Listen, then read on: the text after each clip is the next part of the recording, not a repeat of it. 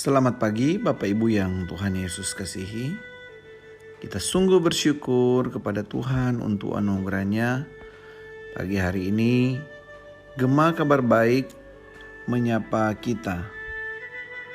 Gema Kabar Baik hari ini Kamis tanggal 23 Februari tahun 2023 didasarkan atas renungan santapan harian dan bacaan pagi hari ini terdapat dalam 2 Raja-Raja 25 ayatnya yang ke-27 sampai dengan ayatnya yang ke-30.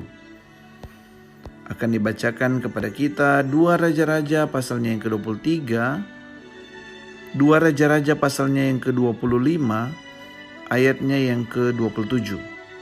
Demikian firman Tuhan. Kemudian dalam tahun ke-37 sesudah Yoyakin Raja Yehuda dibuang, dalam bulan yang ke-12 pada tanggal 27 bulan itu, maka Ewil Merodak, Raja Babel, dalam tahun ia menjadi raja, menunjukkan belas kasihannya kepada Yoyakin Raja Yehuda dan melepaskannya dari penjara.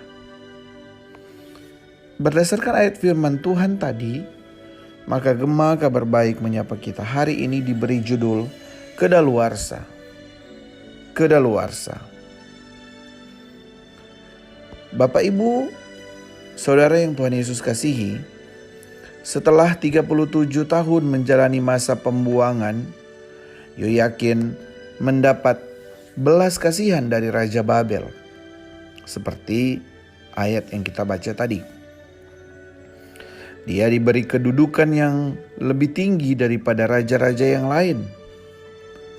Dia pun tidak lagi mengenakan pakaian penjara dan boleh makan di hadapan Raja Babel.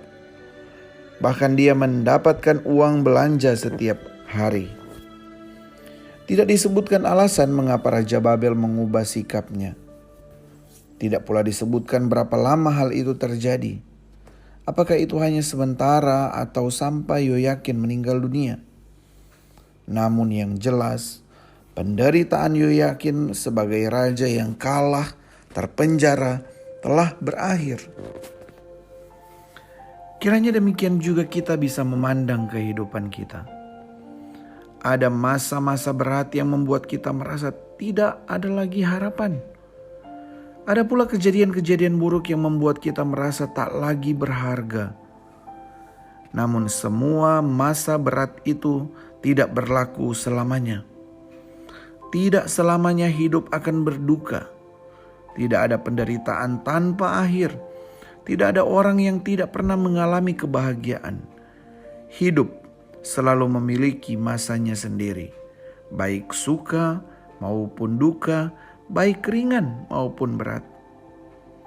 Kalau makanan ada waktu kedaluarsanya, artinya ada waktunya makanan itu tidak lagi layak dikonsumsi. Meminjam hal itu, hidup pun bisa kedaluarsa. Artinya, masa-masa dalam kehidupan itu silih berganti. Duka dan penderitaan akan kedaluarsa pada waktunya. Oleh karena itu kita bisa menjalani penderitaan dengan tetap berpengharapan. Namun pada saat yang sama, suka pun ada kedaluarsanya. Dengan demikian kita tidak menjadi jemawa dan lupa daratan. Ketika bersuka, kita tetap ingat akan siapa kita dan tidak merendahkan orang yang sedang menderita. Sebagaimana kita tidak tahu alasan mengapa Raja Babel mengasihani Yoyakin, kita pun bisa jadi tidak tahu segala alasan di balik suka duka yang terjadi dalam hidup kita. Tak semua hal dapat dijelaskan. Tak semua hal tampak jelas penyebabnya. Maka kita harus siap untuk menerima suka dan duka, ringan dan berat, yang silih berganti datang dalam hidup kita hingga masa kedaluarsanya. kita harus siap untuk menerima suka dan duka, ringan dan berat, yang silih berganti datang dalam hidup hingga masa kedaluarsanya. Mari kita berdoa.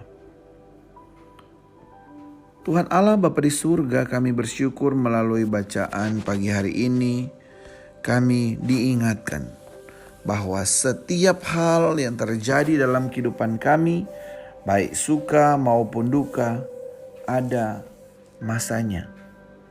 Dan kami diingatkan untuk tetap bisa menjalani hidup kami di dalam kedukaan, penderitaan dengan tetap berpengharapan. Namun juga kami menjalani hidup kami yang ketika ada di dalam suka, kami tetap mengingat kami tidak boleh lupa daratan. Karena segala sesuatu ada masanya, dan Tuhan yang tetap kontrol, yang tetap ada di setiap masa hidup kami. Kiranya kami dapat tetap terus memandang kepadamu, Sang Sumber kehidupan, dan kami boleh tetap mengerti, diberikan pengertian oleh Engkau saja Tuhan, bagaimana kami harus menjalani kehidupan kami. Terima kasih Bapa di surga, di dalam nama Tuhan Yesus Kristus kami berdoa. Amin. Bapak Ibu yang diberkati Tuhan, demikian Gema Kabar Baik sudah menyapa kita. Kita diingatkan bahwa segala sesuatu ada waktunya, ada kedaluarsanya, sehingga kita boleh dengan tepat menjalani kehidupan kita dengan memandang kepada Tuhan. Selamat pagi, selamat beraktivitas. Tuhan Yesus memberkati. Shalom.